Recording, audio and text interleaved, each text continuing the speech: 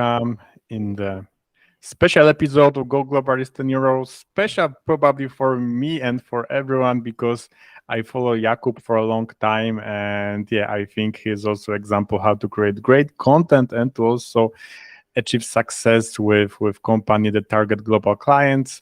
But Jakub, I know that it's sometimes a rule for not do this in podcast, but I will start with this. Can you can you tell a few words about yourself? Can you introduce yourself? Well, it's a special episode for me as well. I'm super excited to be here. So thanks a lot for inviting me and actually for pronouncing my name correctly. As I talk to people from all around the world, very often they don't say Jakub, it's Jacob. True. but I found that it also I like this when people from Hungary or maybe Ukraine they say Tomek. It's like silly in the Oh yeah. slides. There's this silly version of my name, and it's wow, friends, not pushing. Okay, I'm Tom, but yes, to say this name like say my family, it's whoa. So yeah, it's definitely I think could be hack to find how to pronounce names in other culture circles to be super specific with the Oh sound. yeah. Could be Yeah, grow yeah. hack to be instantly get some sympathy with good emotions. Yeah, 100%. So a little bit about myself and what I'm building for the last couple of years. We met on LinkedIn, and on LinkedIn I started being active around 2019, 2020, when I was very interested in interviewing people on a podcast that I was running back then. And at the same time, I was also starting a company, or it was back then, it was more like a consultancy that I would help people, mostly coaches and consultants, get booked on other people's podcasts as guests, so they can reach their ideal audience at scale, have long form conversations like we'll have right now. So that's what I was doing. I helped a couple of clients as a consultant, and then I joined forces with a co-founder, Mark, and we started building this company, Speak on Podcasts, together. And right now we are one of the leading podcast booking agencies in the world. We booked over 2,500 interviews for the biggest B2B brands such as Gong, Paddle, Toggle, like quite significant brands in the B2B space. And in December last year, the agency actually got acquired by two gentlemen from UK, and now I'm still involved, 3 days a week, doing what I enjoyed always the most, which is onboarding these amazing customers, coaching them, and also creating content and doing some strategy work. So, yeah, that's a very brief overview of what happened. Great. Yeah, as I follow your story, so I was happy also to congratulate you Oh, thank you. that time. So yeah, but now let's go deeper into the story. Sure. So how you get this idea? Because I think many people will create cold email agency, super saturated, or maybe podcast agency to help edit sound and create this icon or Yeah. maybe to publish this on Spotify or other servers. But you did something different, something with great value, and still I don't see many competition even with your success. So how you get this idea? So I was having a podcast, and I really enjoyed having conversations with people, and I believe that people enjoyed having conversations with me. And I basically had in 2019, I was working as a CMO for software as a service vendor, almost like a marketplace for different software as a service products. Mhm. And in that role, I was interviewing a lot of people, a lot of founders. I did around 200, 300 webinars in our internal Facebook group. But then, I just didn't enjoy so much working for somebody else anymore. So I was thinking, what can I do on my own? And because I already enjoyed interviewing people and having conversations, long form conversations with interesting founders, executives, and so on. So I decided that I want to do something in that space. So obviously, the first idea was that I will help coaches and consultants start their own podcasts, so they can talk with their ideal customers and so on. So I started, doing outreach on LinkedIn, in 2020 it was still very possible to just send cold DMs, and people would reply. Right now it's just not that effective anymore. Mm-hmm. And I had a lot of calls, with interested people. But usually the objection that I kept hearing was, Jakub, it all sounds good, but it sounds like a lot of work. Can you just help me get booked on other people's podcasts? So once I heard it like 5-6 times, I decided, okay, maybe there's something. And I basically switched my approach and started offering this as a service. And that's how I got my first clients. And that basically kickstarted this whole journey. Nice. So talking with clients still. Oh yeah, and listening, Not not only sexy, talking. not answer from ChatGPT. Yeah, old school talking with clients. Oh yeah. Great. So as it works so well and you get acquired, can you share, is it more on this level, it's more to get to place people in podcasts, it's more like cold outreach, or you have so big network with podcasts and it's like, okay, one message, hey, like Sam or John, I have someone who will be good to your podcast. What's the main method for your company at this stage? So it's transitioning from cold to now that we have relationships. So obviously, when we started, nobody knew who we are. So every email we sent was cold. Mm-hmm. So we needed to really spend a lot of time crafting the right email, making sure that we are selling our customer the right way in the email. So that's basically how we build the first relationships with podcast hosts. And really, that relationship starts with that first initial conversation, with that first email they receive. Because most podcast booking agencies and people who are reaching out to podcasts, they don't do enough research to actually send, compelling pitch. So let's say that they want to speak on marketing podcasts, but then Mm-hmm. they don't dig deep enough to understand whether this podcast is for B2C marketers or B2B marketers. So it's Mm-hmm. almost like a spray and pray approach. And that's something we didn't want to do because we didn't want to be the part of the majority who is sending basically emails that are not relevant. So that was one of our main things that we focused on very early and that we are still focused on, which is sending highly relevant emails. So as we are sending more cold emails to podcasters, we start building more relationships. And right now, the majority of podcasts that we book for our customers, well, not majority actually, is from our existing network. And these podcast hosts love working with us. It's easier for them to accept a customer from us or guest from us because they already have a great experience with past customers, and we also provide so much information about the potential guest. So they have a lot of ammunition. They have a lot to work with to prepare for the podcast interview and then promote it once it goes live. So that's actually the reason why we get hired, because customers want to tap into these existing relationships. But I need to mention that although that we still have these existing relationships, there are still new podcasts being published.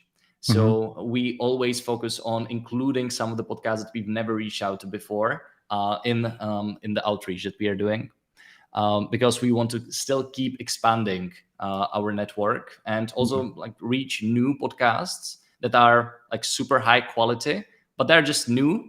And maybe they already have very relevant listeners, but we haven't just reached out to them yet. Okay. So one objection what I'm interested, how would you solve it? Because I have this feeling that if you won't place someone in my podcast, that person will have pressure to have ROI because paid for the service. And yeah, I'm thinking that it's something different that I reach to someone and that person, okay, I will be happy to share my story, than person that use booking agency. How would you respond for this? It has been always the challenge, right? Mm-hmm. That this is not like Facebook ads that that you spend $2, you get $4 out. Mm-hmm. It is the benefits that you receive are quite intangible. After all, it is a PR service, And what we needed to focus on, and what we still need to focus on, is provide a lot of education before the actual sales call happens on what are the benefits. So when the sales call happens, we get people with the right mindset joining the Mm-hmm. calls. And we've definitely seen over the last couple of years that our potential customers are starting to understand more the value of appearing on podcasts. So we are now working with larger brands, and it's usually about, we want to increase our thought leadership. We want to speak to relevant people. We know that this will be hard to measure, but we know that we will reach the right people following this strategy. So we are getting this objection less, because we are doing more on the education side. Mm-hmm. Yeah, I can imagine. As you say that you coach your clients, so you also show, as I imagine, strategies that may be being pushy and maybe giving a little bit of information and mentioning, okay, you need to contact me to get more, could be not the best strategy. And from my perspective, also, I have this one story with podcast that I was little disappointed for half a year because I needed to go to the studio. It was in person recording and it was like 100 views on the YouTube for 6 months after the recording. And for the 6 months, I was thinking, okay, why I bothered? It was like few hundred kilometers. Of Oh course, yeah. I combined this with mountain trip because it was in Krakow.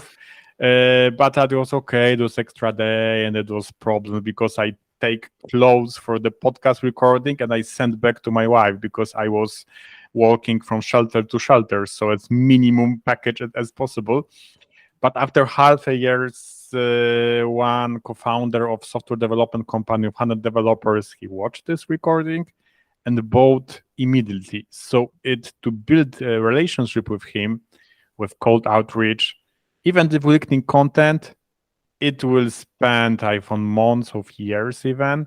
But he watched the recording. It was full of knowledge and was no he didn't have any issue to pay advance for workshop or for intro, etc. So I think it's yeah, it's showing this perspective in code clients and also qualify, not quick reach could be great solution. And that's a great story, because those are all the things that are very hard to measure, right? Because Hmm. when somebody is evaluating you as a potential vendor for their company, and they see that you appeared on the podcast, whether it's on YouTube or Spotify or whatever, they have an amazing resource for them to actually decide whether they want to work with you or not. So that can happen. That's very hard to measure. Very often they won't even mention that they heard you on a podcast as a part of their basically education Hmm. journey. But there are different ways on how you can get more immediate results from podcast appearances. And the thing is, most people actually rely on listeners. That there is a listener that will reach out to me who likes what I'm saying, and they will like to buy my stuff. And it happens, but it is really Hmm. just one of three we call monetization strategies. And you can optimize, your call to action, your introduction, and all of these things, and the way you answer questions, or you share case studies, some successes, and so on. So more people actually reach out. But there are two different strategies that you can use when you are appearing on podcast strategically to generate more, immediate results. And first is, which is actually becoming increasingly more popular, is that you use podcast and podcast appearances as a way to create content. And you're doing a Hmm. really good job as a host on host side, that from this podcast episode, you will probably take a clip and you will post it on your LinkedIn. And that's what we are seeing more that our customers are doing right now. And that's what we are helping them with that as well. So they appear on podcasts. Once the episode goes live, they turn it into videos or images, and then it really can fuel their entire content strategy, or we can do it for them. And the last thing, the third strategy, is that you work directly with the podcast host. And this is surprisingly one of the strategies that yielded like the most results for our customers, especially in the B2B space. So we are booking our customers on very highly relevant podcasts. So maybe there will be a couple hundred of listeners, but these listeners will be relevant for you and for your business. And when you basically, the only guaranteed interaction that you will always have is the one with the host. And many guests are not strategic about this relationship. And it's good to think about your podcast interviews as almost like um, networking opportunities where you can Mm-hmm. build an established relationship with the host, and then maybe do some collaborations together, do webinars together. Maybe the host can introduce you to some previous guests who might be your ideal customers, and so on. So there are basically three strategies: listeners, Mm-hmm. content, and working with the host. Yeah, it's super interesting that you mentioned content because I'm preparing for the last few days, like 10 minutes solo episode, Nice. and it's so hard for me as the I think extrovert person like you. It's so hard to talk just to camera because every time I see mistakes, errors, and when I talk with someone, I think I can be pretty fluent, and even I'm not, I can live with this. But if I'm alone and I have this feeling, okay, I can record again and again. And as you mentioned, one of your LinkedIn posts, I was thinking at the beginning when I started with YouTube a few years ago that, okay, I will record like 4 times the same video. It will be great. No, it's super hard because you are repeating yourself. As you mentioned, that it's not worth to appear too often in the podcast in 1 week because it's for our human perspectives. Okay, I talk it already. It's super hard to record the same video 4 times. And yeah, as you mentioned, the podcast, it's much easier. I think what I told with this story of this small podcast, to record this video alone and to prepare everything, it's kind of impossible because all the time, okay, I can start maybe intro. When I talk it to you, it was so easy, and I can cut this and use also as my content. So yeah, I think it's great because yeah, many people can have great expertise and they are great to talk about this. But when it comes to marketing, when it comes to even messaging on the website, it's super boring and copy paste from competition. And when you talk to them, okay, why you are special? Yeah, we are special because we do this special project, etc., etc. When they put on the website, okay, we are official company and you are super serious Yeah. because we're in B2B and you can trust us because we have so big experience. So yeah, great that you mentioned this. Yeah, really good luck trying to get a busy executive or a founder to sit for an hour and just record content on their own. Like Mm-hmm, they might do it, some of them might do it, but it just takes not only that 1 hour, but also you need to prepare. And most people are just not used to talk on camera, but what most mm-hmm, people are used to are having conversations like this. mm-hmm, So that's why it's actually so, like, appearing on podcasts is actually so popular among like very busy people, because they know that that's the way to create content, right? Because if you I don't even need to rely on you publishing this episode. Like mm-hmm, I can just take the recording of my mm-hmm. iPhone and immediately start using it after we jump off the call. I can take the Mm-hmm. clip from it, right? True. And like, it's much easier to create content like this. It's much easier to be enthusiastic about how you answer questions, because that's effectively what you're doing as a guest, than just sitting and talking on topic. It takes a different skill than having a conversation. Mm-hmm. True. And especially also what I realize now, that I remember the Jake Jorgovan. Maybe you know him, Oh but yeah. Jake Jorgovan, have you found his Content content? allies.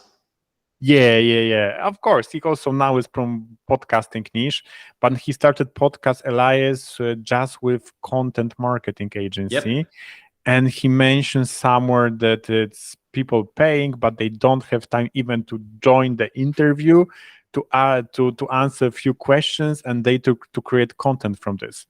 And yeah, I tried this also, but it's also hard when I work with companies and we create like ghostwriting for the executives.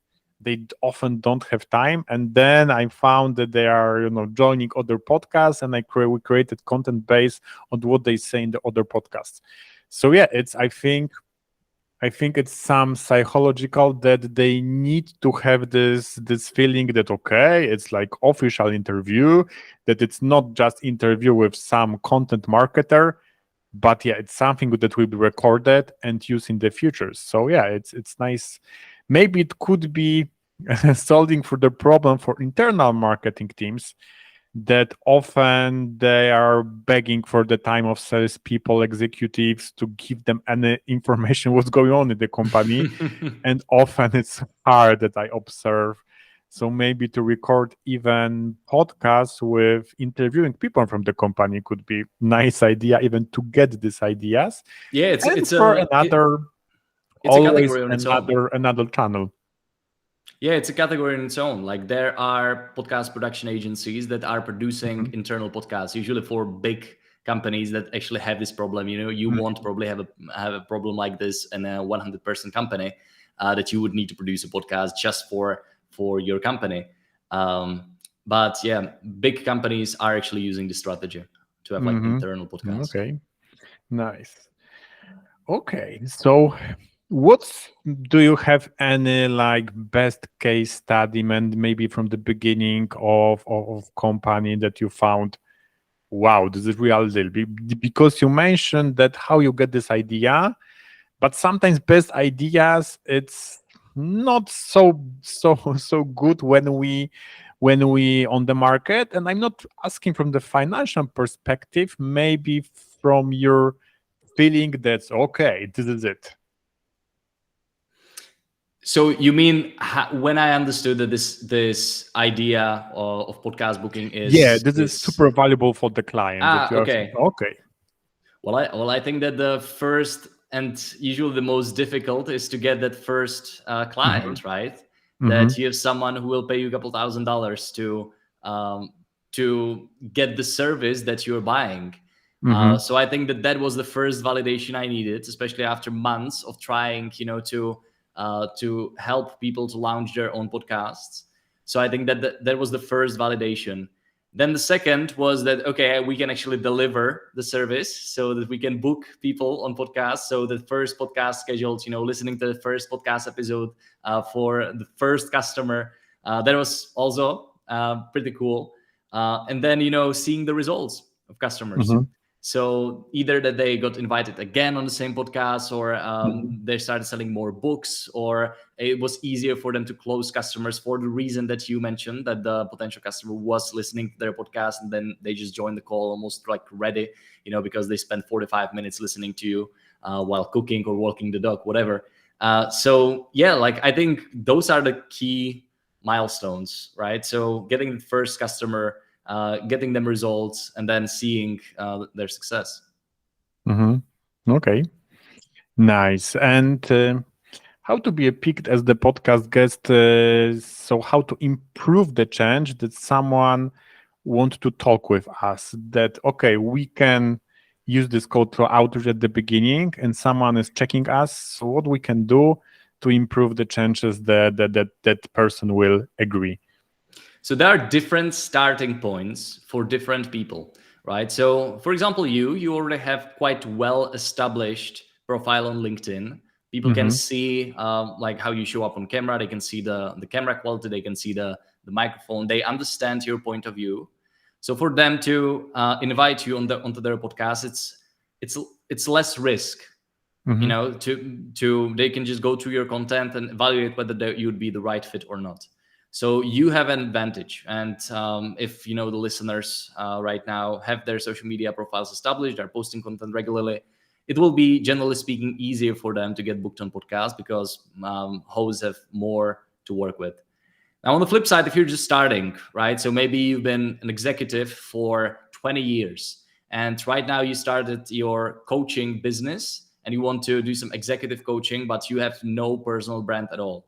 Then it's really about doing a lot of homework on the podcast host side, uh, listening to their podcast, seeing what are the previous guests, and crafting a unique angle for their podcast that you can basically introduce to their audience as a guest, right? So what many people actually do is that they will propose 3 4 different topics, but that introduces a friction for the host. They need to choose. So you, as a guest, as a potential guest, you should do all the heavy lifting on your own. And once you figure out that, okay, on this podcast, they actually never discussed LinkedIn marketing, but they're talking Mhm. about all different kinds of marketing for B2B. Maybe this would be the right angle, and you send an email. You lead with relevancy. You don't lead with your credibility, so you lead with relevancy. Why your topic would be the right fit, and get them bought in on the relevancy in the first paragraph, for example, and then share a little bit about you. Many people they lead with, I'm best-selling author. I did this, I did that. But what Podcastos really cares about is, will this be an amazing and relevant episode? Mm. Interesting. So topic first and the person second. Yeah, relevancy, always lead with relevancy. It's much more important than personalization or your bio. Mhm. Okay. Interesting. Okay, so what lessons would you have from the business perspective for the entrepreneur from the Central Eastern Europe that want to go global? What surprised you, or maybe you grew in this global mentality first, or you have something that you think, okay, that could be something you want to know at the beginning? It's a good question. So I think that, for people from Europe, Central Mm-hmm. Europe, Eastern Europe, I think our mindset is generally very different from people from the US and from UK, in terms of that we're not so used to investing in in our businesses and our personal development so much compared to countries like US, Canada, and so on. So for me, what I think was that tipping point was that when I bought a coaching program, and it was quite expensive. So I actually gave myself permission to invest in myself a lot of money. And Mm-hmm. something switched at that moment when I didn't feel bad or weird asking like real money for my services, right? Mm-hmm. Not a couple $100, but charge a couple $1,000, which was really unthinkable for me to do before. Before I actually realized, okay, I bought something here for a couple $1,000. I got value. I got better because of it. Um, and then it was just much easier to basically give a proposal or ask for a little bit more money. So I think that for me it was that fear of actually making a solid offer, because I just didn't believe that people would pay so much money. So Mm-hmm. that was my limiting belief when I was starting. And I mean, it's difficult to come up with more, because there are just so many. True. But I think sales and the approach to sales, it's really important. That I many times is working with IT companies from this part of the world that are proud we don't do any sales, and I go, yeah, you do sales. It's something like this post-Soviet countries that is like shamed for sales, and yeah, and don't want too much, because as our service is often like more than monthly salary for teacher, for example. I think in Czech Yeah. Republic similar that than to Poland. And yeah, this is something, yeah, this shame connected with sales, that it's not like good profession, that people just come to you. And yeah, many times also in this, I think it's seen in this profession about psychology, coaching, etc. Then in US, that okay, you show your Yeah. expertise. In Poland, you should be so good that you have only referrals. That promoting Yeah. yourself, it's showing that no, you are not so good. So yeah, I think it could be applicable. And yeah, for me also joining like high ticket coaching or mastermind group, and to see that other people are closing such deals, it was Yeah. whoa. I will never ever think that it's possible Yeah. to pay so much money. And yeah. Yeah, I agree. And like one of the biggest differences between what I've noticed between people from the US and UK, Canada, English speaking countries compared to Europe and Czech Republic as well, Mm-hmm. is that how they actually pay, because they pay Mm-hmm. very often upfront. Mm-hmm. So they will pay upfront. They will send you $10,000 and okay, let's deliver Mm-hmm. the service. And in Czech Republic, it's very often that they will either not pay anything up front. You start Mm-hmm. working, and then you almost need to, just beg them to get the money, right? Mm-hmm. Like it's so different here. It's changing. I know it's changing, but I know that it's just much more enjoyable to collect money up front, because then both parties are much more invested. You get answers quicker from the customer, than if it's just me investing all the money, taking all the risk, and then actually being uncertain whether I will collect the money after the work. And I know that Mm-hmm. you ask about like people who are starting in entrepreneurship. I think that this is one of the key differences. If people decide to sell abroad, like it's completely fine to ask for money up front. It doesn't have to be 100%, can be 50%, 60%, but people are used to it. Mm-hmm. True, it's much different quality of life because even Yeah. it's not big sum. For me, it was always to ask to pay and keep repeating, and someone is ghosting you. For me, no, no. I decide even many times that upfront I will lose this deal, but yeah, even I'm not don't have pressure that okay I will do the work and I will be paid, but for me it's like I think all the time about this and I think someone don't respect me.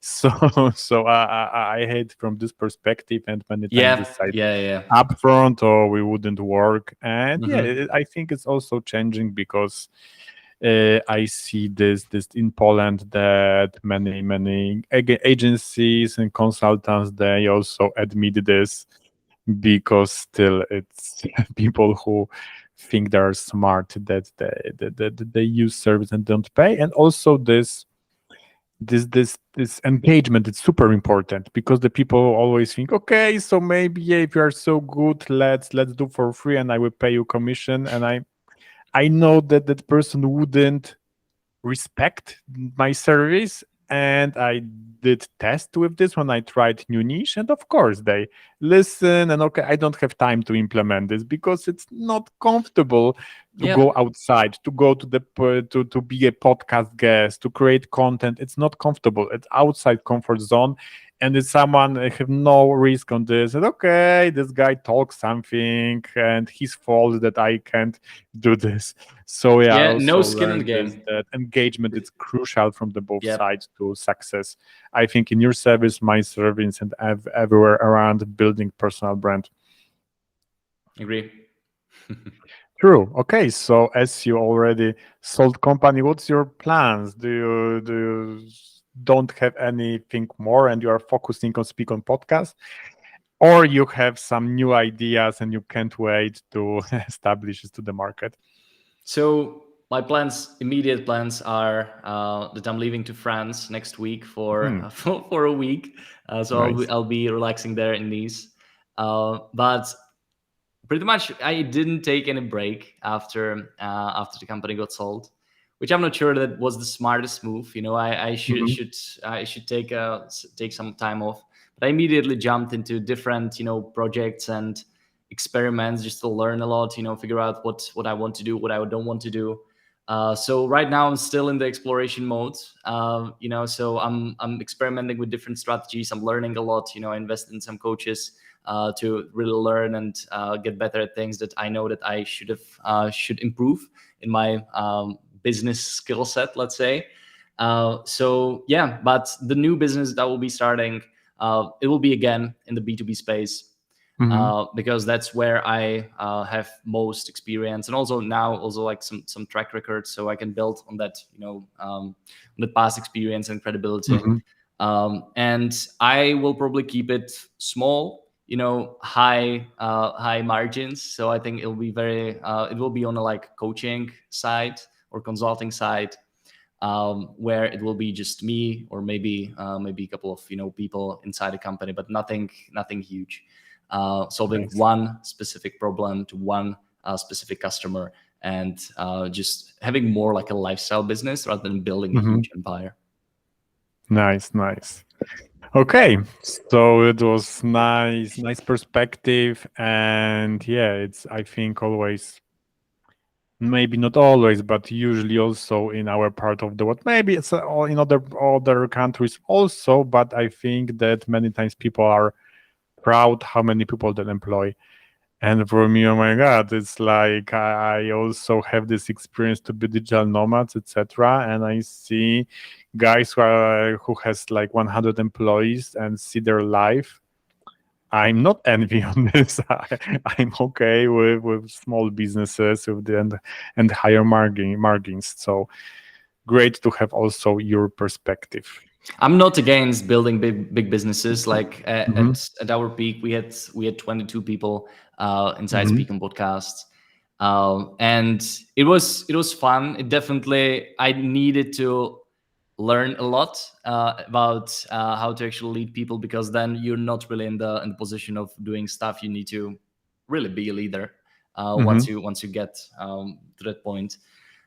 So I think that it might change in the future, but for now, I want to keep it rather small and very lean.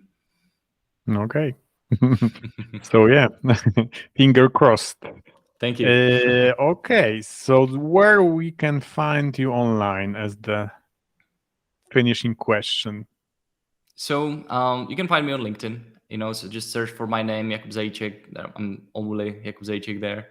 Hmm. And if you're interested in appearing on podcasts, there are basically two ways how you can reach out to us. You can either go to speakonpodcasts.com and you can schedule a call there, explore the pricing and everything. It's all transparent.